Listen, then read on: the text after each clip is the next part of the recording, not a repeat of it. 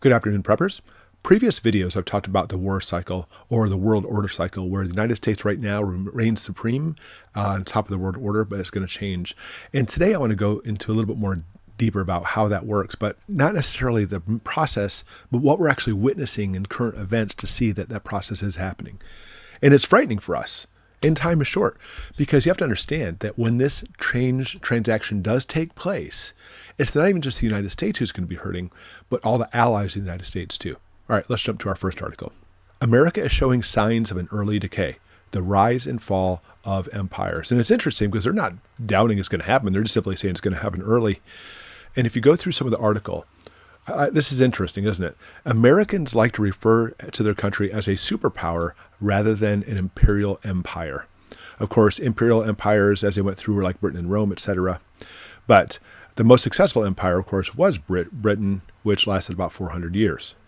After World War I, the United States became the predominant empire as it picked up the financial, industrial, and military, and even global culture and entertainment mantle from the British. That's when we started seeing the British going down. But it wasn't until after World War II that we basically made it certain. And we'd mentioned also before, there's different empires. Here's notable ones. We talked about Britain, Russia, French, Portuguese, Ottoman, Roman, USA, etc. And there's actually far more than this. But I want to scroll up and I want you to see something that's actually important. Most empires die from overextending themselves, often with costly military adventures, leading to near bankruptcy, and from an increasingly lazy, incompetent, and corrupt political and service class. Holy moly. Signs of American decay are all too obvious. Whoever wrote this article, kudos to you. We see rising crime rates in big cities due to declining educational scores, not to mention influence in the educational system. Real wages are no longer keeping up or exceeding that of inflation caused by undisciplined spending. Wow. Nailed it on the head.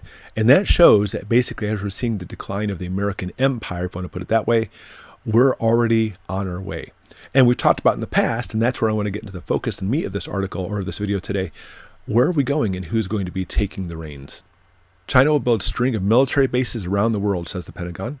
Locations could include Middle East, Pakistan, Western Pacific, to protect the Belt and Road Initiative, reports say. They are on the move. The U.S. Defense Department expects China to add military bases around the world to protect its investments. Absolutely. And that's what you see from the global empire leader, is their influence around the world, influence financially, economically, politically, and militarily. And that's why in the United States, we've actually sent troops and have bases all over the world to protect our interest. And what's happening as America's on decline, those countries are getting more and more irritated that the United States is there saying, oh, you're meddling in these areas. They weren't saying that when we were actually the big empire, the global empire. They didn't say it then. They actually loved the fact that we were there spending money on their land and protecting them. But those days are heading out. And we're seeing the Chinese starting to spread around the world. If I go down even further, this talks about all the different Chinese police stations, as they call it, where even though they actually don't have police to enforce laws in those countries, they are absolutely capturing Chinese citizens who are going against their system, including, of course, all the way down in the United States as well. We actually did a video about this in the past as well. But even worse, Chinese building islands. Now, we're talking about this in the South China Sea. You can see, without even clicking on these are not articles, obviously, that it started off as simply just a scant of an island, turning into major industrial complexes. Because you know what? If you can't put a base somewhere, why not make your own military base? And when it comes to these areas, of course, the other countries near the South China Sea are in argument saying you can't just build your own islands. But you know what? They're doing it. And militarily speaking, they're basically saying who's going to stop us. Look at that right there. Even more so, China builds nuclear power plants on artificial island to conquer the disputed South China Sea.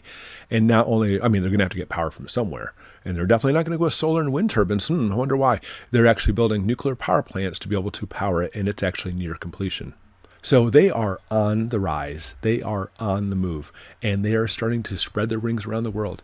The only thing I say, and you have to listen to me very carefully, is every time there is actually a switch from one country to another country in the world order, we're talking about a major war to make that happen. Because you know what? The country that's going out doesn't go out without a fight. And it seems to be that there's many in America who are ready to go for a fight. And we're talking about a fight overseas, not within ourselves, mind you. which frightens me even more. Of course, I like the United States being the top. I like our economy doing well, even though it's not doing really well right now. But I am definitely not for some kind of world war. And I think that most people agree with this.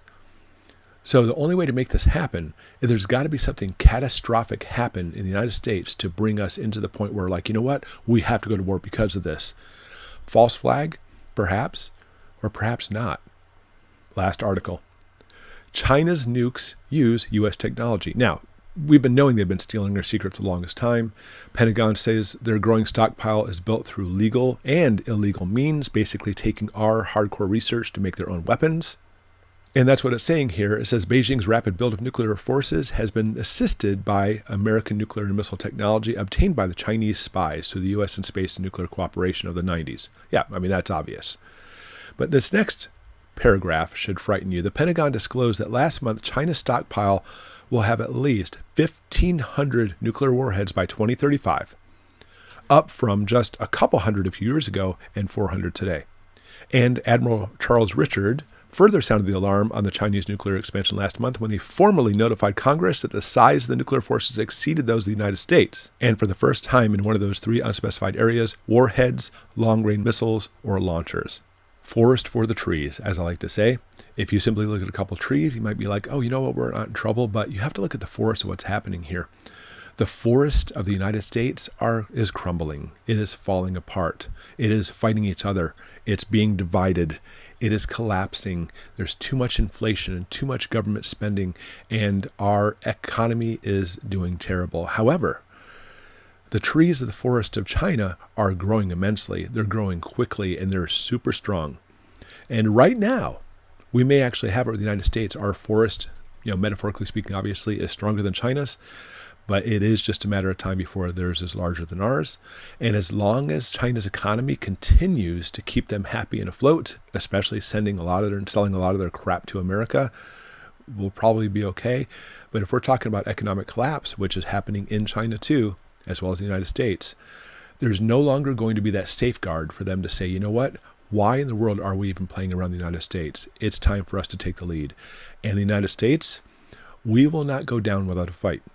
And again, it isn't necessarily a fight that we want, but I could definitely see some catastrophic event happening, pulling us into that fight. I'd love to hear your input on this too, because I know there's a lot of you who are very intelligent in reading this as well. Times are coming, they're very frightening. And that's why we have Goshen prepping, because you and we need to prep and be able to survive what may come, which may be absolutely horrific.